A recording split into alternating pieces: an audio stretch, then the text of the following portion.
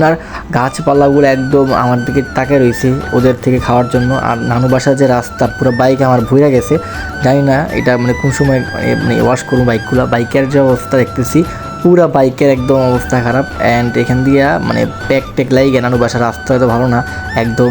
তেমন একটা বড় পেয়ারা পাইলাম না, কয়েকটা পেয়ারা পাইলাম মাঝারি সাইজের।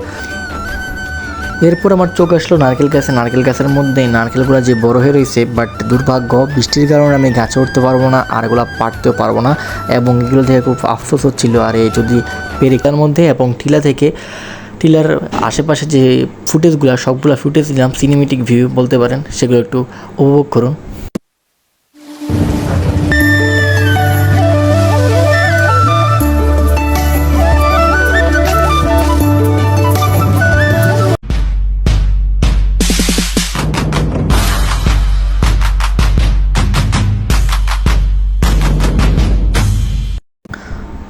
আসসালামু আলাইকুম এভরিওয়ান, কী অবস্থা, কেমন আছেন সবাই? আশা করি সকলেই অনেক বেশি ভালো আছেন। I am also by the grace of almighty Allah. After a long time পর একটা নতুন ব্লগ নিয়ে আপনাদের সামনে হাজির হলাম। আর আজকে হঠাৎ করে আম্মু বললো নানু বাসায় যাবে, তো আম্মুকে নিয়ে চলে আসলাম নানু বাড়ির মধ্যে। এবং নানু বাড়ি আসার পরে আমার সবচেয়ে ফেভারিট একটা রুম হচ্ছে আমার বড় আমার রুম। কজ এখানে মানে এই রুমটা অনেকটাই পরিষ্কার পরিচ্ছন্ন এবং এই রুমের মধ্যে কোনো প্রকারের ময়লা পাবেন না। এবং এই নানু বাসা আসার পরেই মানে আমার খুবই প্রচণ্ড মাথা ব্যথা লাগতেছিল, মানে একটু অস্বস্তি লাগতেছিল, যার কারণে আমি আমার এই যে স্পিকারের মধ্যে গান লাগিয়ে দিলাম। কজ আমি অল টাইম যখন নানু বাসায় আসি এই স্পিকারের মধ্যে আমাকে গান শুনতেই হবে। কজ এটা আমার একটা ইচ্ছা, নানু বাসায় আসলেই মানে যেখানে যাই আমার মিউজিক ফেভারিট। আর আমি ঘর থেকে বের হতেই দেখলাম যে বাইরের পরিবেশটা মেঘলা আকাশ প্লাস একদম অস্থির একটা পরিবেশ। আর এখান দিয়ে দেখতেছি যে আপনার গাছপালাগুলো একদম আমার দিকে তাকিয়ে রয়েছে ওদের থেকে খাওয়ার জন্য। আর নানু বাসার যে রাস্তা পুরো বাইক আমার ভুইরা গেছে, জানি না এটা মানে কোন সময় মানে ওয়াশ করুন বাইকগুলো। বাইকের যে অবস্থা দেখতেছি পুরা বাইকের একদম অবস্থা খারাপ। অ্যান্ড এখান দিয়ে মানে প্যাক টেক লাগে নানু বাসার রাস্তা হয়তো ভালো না, একদম সমস্যা আছে রাস্তাগুলোর মধ্যে।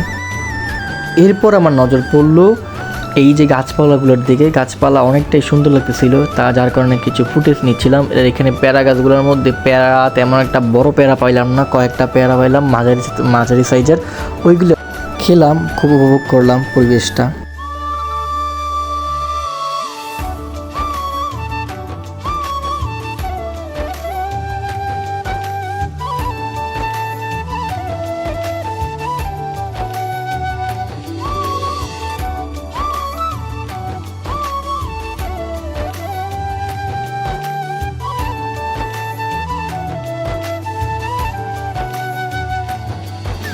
আর এখানে দেখি বাইকের অবস্থা পুরো খারাপ, মানে পিছনটা দেখাইলাম, আর সামনের জায়গাটা আরও অবস্থা খারাপ। প্লাস সব কিছু মিলে রাস্তার যে অবস্থা, ভাবতেছি যে আওয়ার সময় অবস্থা, যাওয়ার সময় কী অবস্থা হবে আল্লাহ জানে। এরপর আমার চোখ আসলো নারকেল গাছে। নারকেল গাছের মধ্যে নারকেলগুলো যে বড় হয়ে রয়েছে, বাট দুর্ভাগ্য বৃষ্টির কারণে আমি গাছে উঠতে পারবো না, আর এগুলো পারতেও পারবো না এবং এগুলো থেকে খুব আফসোস হচ্ছিল। আর এই যদি পেরে খেতে পারতাম, এবং যাক কোনো ব্যাপার না, পেরা তো খেলাম নাকি।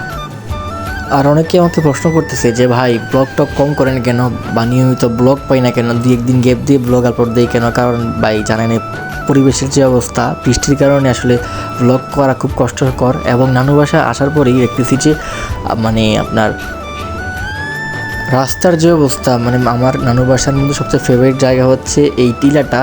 আর এই টিলার মধ্যে উঠলে আকাশের ফিল নেওয়া যায়, আশেপাশের প্রকৃতির ফিল নেওয়া যায়, খুব ভালো লাগে এই টিলার মধ্যে উঠলে। কারণটা আমি খুব ভয় পাইতেছি, কারণ এখানে যদি মানে পড়ে যায়। অবশেষে উঠে ফেললাম টিলার মধ্যে এবং টিলার আশেপাশে যে ফুটেজগুলো সবগুলো ফুটেজ দিলাম, সিনেমেটিক ভিউ বলতে পারেন, সেগুলো একটু উপভোগ করুন।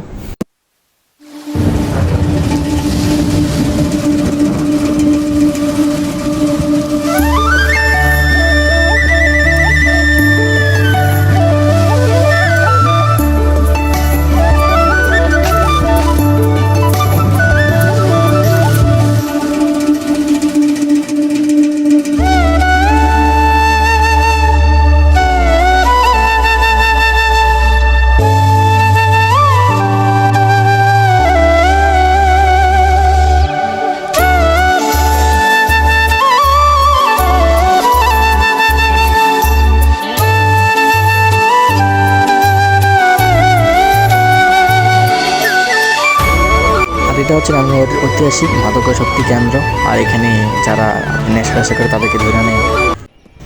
সো গাইস, আজকের মতো ব্লগটা এখানে শেষ করছি, এবং বৃষ্টি বাদলের দিন অনেক কষ্ট করে ব্লগটা করেছি। সকলে চ্যানেলটা সাবস্ক্রাইব করে দেবেন, এবং আজকের মতো বিদায়। সকলে ভালো থাকবেন। আসসালামু আলাইকুম রহমতুল্লাহ বারাকাতুহু।